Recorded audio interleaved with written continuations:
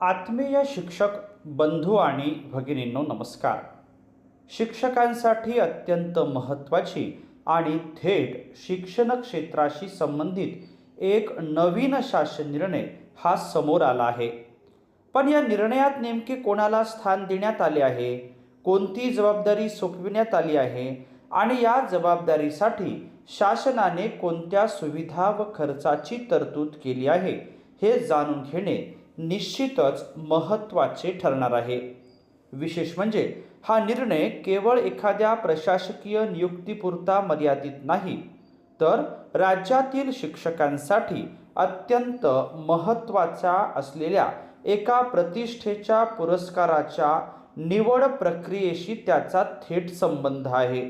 त्यामुळे शिक्षण क्षेत्रात काम करणाऱ्या प्रत्येकासाठी या शासन निर्णयाची माहिती महत्त्वाची ठरू शकते.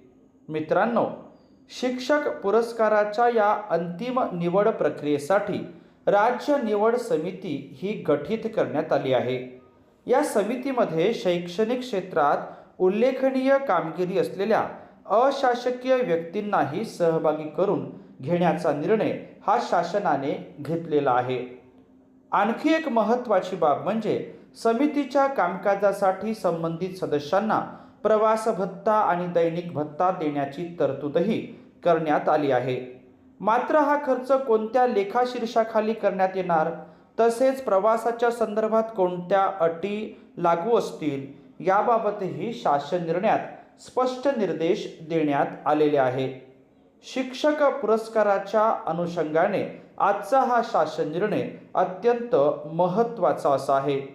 या शासन निर्णयातील इतर महत्त्वाच्या बाबी, अटी, विविध प्रकारचे निर्देश आज आपण या व्हिडिओच्या माध्यमातून सविस्तरपणे पाहणार आहोत. म्हणून हा व्हिडिओ शेवटपर्यंत नक्की पहा.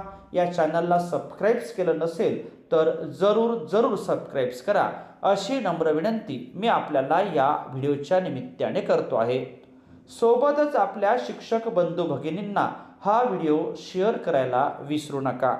आता आपण शालेय शिक्षण विभागाचा हा 11 ऑगस्ट 2026चा शासन निर्णय जाणून घेऊया.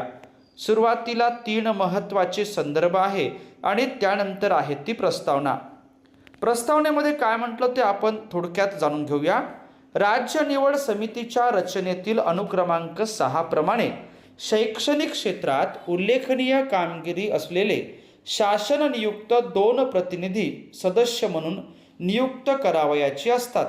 त्या संदर्भातला प्रस्ताव हा शासनास प्राप्त झालेला आहे आणि त्या अनुषंगाने हा शासनाचा निर्णय आहे.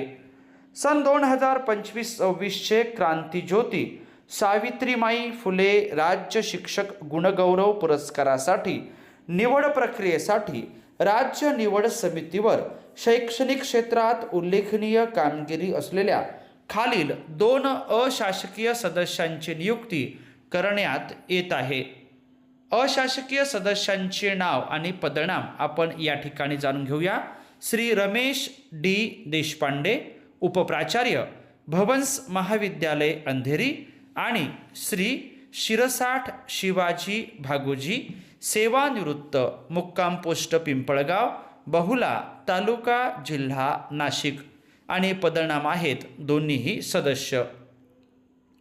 शासन निर्णय क्रमांक PTC 2022/34 TNT 4 दिनांक 16 जुलै 2025 मधील परिच्छेद 6 अन्वये गठीत करण्यात आलेल्या राज्य निवड समितीतील अनुक्रमांक 1, 2, 3, 4, 5 व 7 हे शासकीय सदस्य असल्याने त्यांची राज्य निवड समितीच्या कामकाजासाठी प्रवास भत्ता व दैनिक भत्त्याची देयके, त्यांच्या वेतन व भत्त्याची देयके ज्या लेखाशीर्षाखाली काढली जातात त्या लेखाशीर्षाखाली खर्ची टाकण्यात यावी.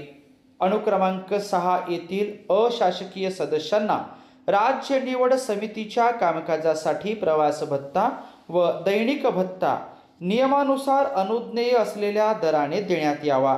मात्र त्यांना विमान प्रवास आणि रेल्वेच्या वातानुकूलित प्रथम वर्गाचा प्रवास अनुज्ञेय असणार नाही.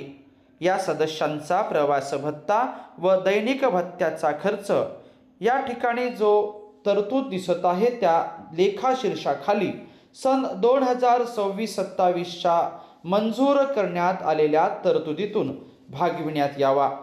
अशासकीय सदस्यांची देयके शिक्षण संचालक माध्यमिक व उच्च माध्यमिक महाराष्ट्र राज्य पुणे यांच्या कार्यालयाकडून अदा केली जातील. सदर शासन निर्णय हा महाराष्ट्र शासनाच्या संकेतस्थळावर उपलब्ध करण्यात आला असून आपण तो संकेतांकाच्या साहाय्याने पाहू शकता. महाराष्ट्र शासनाचं संकेतस्थळ आणि संकेतांक क्रमांक आपल्याला या ठिकाणी स्क्रीनवर दिसतो आहे. शिक्षकांच्या दृष्टीने हा एक महत्त्वाचा असा शालेय शिक्षण विभागाचा निर्णय आहे. सदर शासन निर्णय आपण या ठिकाणी जाणून घेतल्याबद्दल आपल्या सर्वांचेच मनापासून धन्यवाद.